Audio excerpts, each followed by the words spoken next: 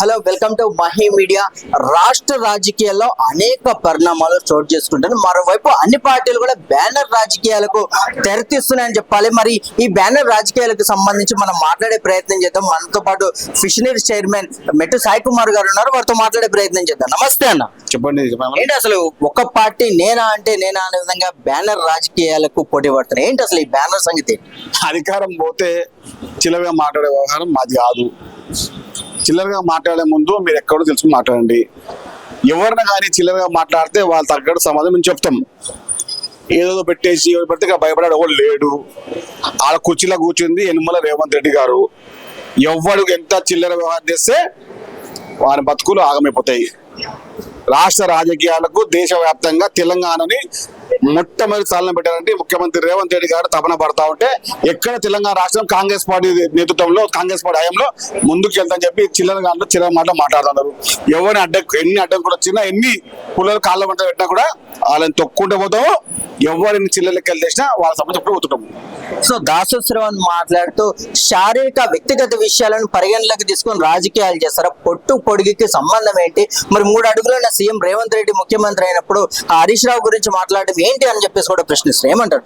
హరీష్ రావు ఏందండి, ఆయన కేసీఆర్ బర్త్డే అన్నప్పుడు ఏడుస్తాడు, కేసీఆర్ హాస్పిటల్ ఉంటే నవ్వుతాడు. ఈ హరీష్ రావు మనం మాట్లాడతాం చెప్పండి. హరీష్ రావు అనే వ్యక్తిని గురించి మాట్లాడే సమయం కాంగ్రెస్ పార్టీ దగ్గర ఎవరు లేదు. హరీష్ రావు లాంటి చిల్లర వ్యక్తులు తెలంగాణ రాష్ట్రంలో ఎతికినా కూడా దొరకరు. హరీష్ రావు లాంటి మూర్ఖుడు అహంకారి ఆ బీఆర్ఎస్ పార్టీకి సొంతం. ఎన్ని చిల్లర లెక్కలు చేసినా ఎన్ని వ్యవహారాలు చేసినా బీజేపీకి బీఆర్ఎస్ వ్యవహారంలో హరీష్ రావు కీలక పాత్ర. హరీష్ రావు లాంటి చిల్లరగాల నుంచి మాట్లాడే సమయం కాంగ్రెస్ పార్టీ కార్యకర్తలు లేదు. హరీష్ రావు ఇంకా చిల్లరగా మాట్లాడితే మేము అంతకు మించి మాట్లాడతాం. అంతకు మించి తట్టుకోలేరు ఆ భాషని.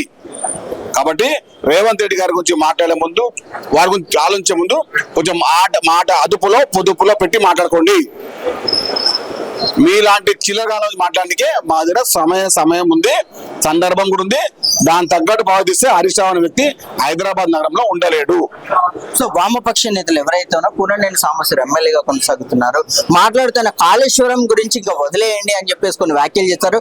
తర్వాత మేడిగడ్డ ఈ సుందర్లకు సంబంధించి వాటిని యాక్సెప్ట్ చేసి మిగతా వాటిని నిర్మాణాలు చేపట్టండి అని చెప్పేసి అంటారు. ఏంటి అసలు దీని మీద ఉద్దేశం ఏంటి? ప్రధాన ఉద్దేశం అంటే ఏముంటాయండి, అది రాజకీయ వ్యవహారం కాదు, అది ప్రజల వ్యవహారం, ప్రజల సంపద వ్యవహారం, ప్రజలకు కొన్ని లక్షల కోట్ల వ్యవహారం. ప్రజా సంపదను దాచుకొని కాంట్రాక్టర్లకు కమిషన్లకు పెట్టి ఏ విధంగా తెలంగాణ రాష్ట్ర ప్రజలకు ఇబ్బంది పెట్టారో ఆ తెలంగాణ రాష్ట్ర ప్రజల సొమ్ముని కాపాడడానికి, ఆ తెలంగాణ రాష్ట్ర ప్రధానికానికి ఒక పరువు కాపాడడానికి రేవంత్ రెడ్డి గారు తపన పడతా ఉంటే కొంతమంది పెద్దవాళ్ళు సూచన ఇవ్వచ్చు. కానీ తెలంగాణ రాష్ట్రంలో 27,000 కోట్ల రూపాయల బడ్జెట్ ని 1,00,000 కోట్లకు ఈ విధంగా పోయిందని చెప్పి తెలిసి తేవాలి కదా. కాళేశ్వరం ఏ విధంగా కూలేశ్వరం తెలియాలి కదా. ఎందుకు జూరాల, ఎందుకు శ్రీశైలం, ఎందుకు నిట్టంపాడు, ఎందుకు మన కళ్ళకూర్చు ఎత్తుమతి పథకం ఎందుకు స్పష్టంగా ఉంది అంటే ఇప్పటికున్న ఆధ్యాత్మిక సాంకేతిక విధానం అప్పుడు లేకుండే కదా. ఎందుకు అది కూలింది? ఈయన అన్నారు కదా, ఏమని నేనే ఇంజనీర్ని, నేనే కళాఖండం, అది నా రూపకల్పన, అది నా వ్యవస్థ అని చెప్పి అన్న కేసీఆర్ కేవలం కుక్క తోక తాకి కూలిపోతే ఎట్లా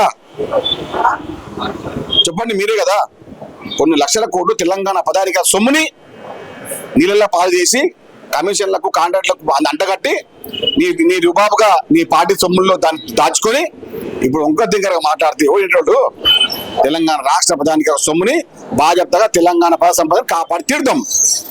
సో ఫైనల్ గా చెప్పండి అన్న, బీజేపీ పార్టీ నాయకులు బండి సంజయ్ గాని, కిషన్ రెడ్డి విషయం వీళ్ళందరూ కూడా కేవలం కేసీఆర్ జపమే చేస్తున్నారు. ఆయన పరిపాలన నుంచి దిగిపోయి 1.5 year అవుతుంది.